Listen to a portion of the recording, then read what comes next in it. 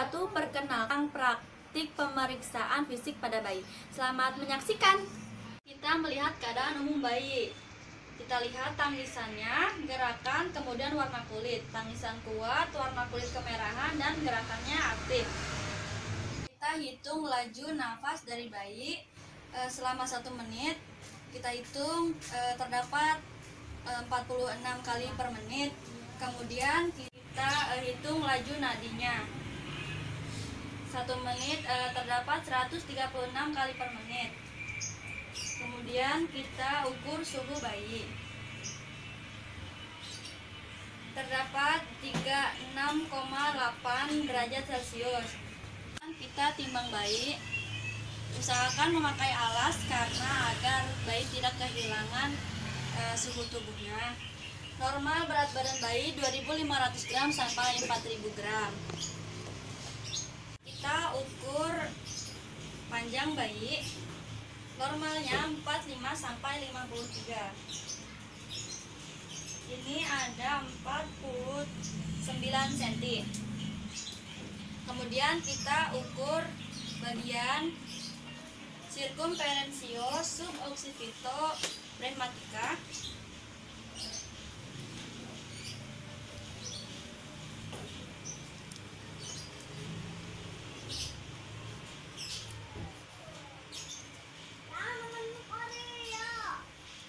Ukuran suboccipito pragmatica terdapat 32 cm.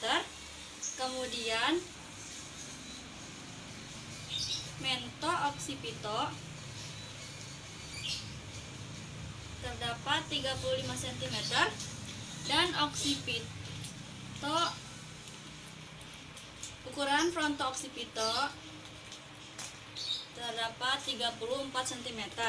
Bagian dada normalnya itu 32 sampai 38. Kemudian ukuran lingkar lengan atas bayi normalnya itu 11 sampai 12 cm. Kita melakukan pemeriksaan fisik pada bayi. Kita lihat pada bagian kepala ubun-ubun bayi terdapat 2 ubun-ubun. Ubun-ubun kecil dan ubun-ubun besar, occipito dan pragmatica. Kemudian terdapat sutura frontalis, sutura coronalis, sutura sagittalis, dan sutura lamboidea. Setelah itu kepala bayi tidak ada molase. Kemudian tidak ada caput susadenum dan sepal hematom. Pada muka bayi tidak ada pembengkakan dan tidak ada mongoloid. Mata bayi terdapat 2 bola mata, tidak ada tanda-tanda infeksi.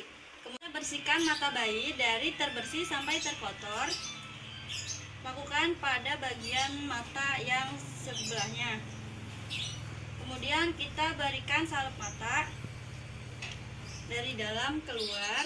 Jangan sampai bagian ujung salep ini terkena mata bayi. Kita periksa telinga bayi. Terdapat 2 daun telinga simetris dan tidak ada pengeluaran. Kita periksa ke bagian hidung. Tidak ada polip. Kemudian terdapat nasal septum atau sekat dan bersih. Kita periksa pada bagian mulut bayi. Mulut bayi tidak ada kelainan seperti labioskisis, labiopalatoskisis, labiopalatogenatoskisis. Nah, kemudian kita periksa pada bagian leher. Tidak ada pembengkakan kelenjar getah bening. Kemudian kita periksa pada bagian dada bayi. Tidak ada dada burung, tidak ada kelainan dan puting susu simetris. Kemudian tidak ada bunyi murmur dan tidak ada bunyi kroki. Lihat bagian tangan bayi simetris. Kemudian pada jari bayi tidak ada kelainan seperti sindaktil, polidaktil, dan brachydactyl. Periksa pada bagian perut bayi. Perut bayi konsistensinya lembek, kemudian tidak ada kelainan seperti omfalokel dan gastroskisis. Kemudian kita lihat pada tali pusat bayi. Tali pusat bayi tidak ada perdarahan. Kemudian kita ganti kasa bayi dengan kasa steril yang baru.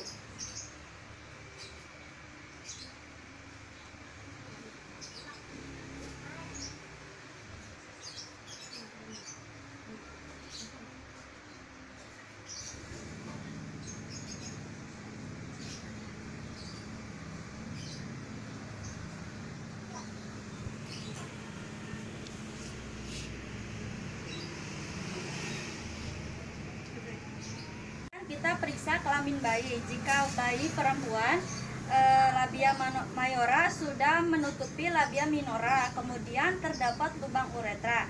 Sedangkan pada laki-laki, penis tidak ada kelainan seperti hipospadia dan phimosis. Setelah itu kita periksa pada bagian ekstremitas bawah, yaitu kaki bayi. Kaki bayi simetris, tidak ada kelainan seperti polidaktil, sindaktil, dan brakidaktil. Periksa pada bagian punggung bayi. Punggung bayi tidak ada cekungan atau pembekakan, tidak ada kelainan seperti spina bifida dan meningokel. Setelah itu kita lihat pada bagian anus bayi. Anus terdapat lubang. Kita periksa kulit bayi. Kulit bayi warnanya kemerahan, tidak ada bercak mongol, tidak ada tanda lahir. Kemudian terdapat vernix caseosa. Vernix caseosa tidak perlu dibersihkan karena untuk menjaga kehangatan tubuh bayi. Pemeriksaan fisik pada bayi selesai, kita melakukan pemeriksaan sistem syaraf. Yang pertama itu adalah reflex routing. Reflex routing itu adalah mencari. Kita bisa mempraktikannya dengan cara mengelus pipi bayi.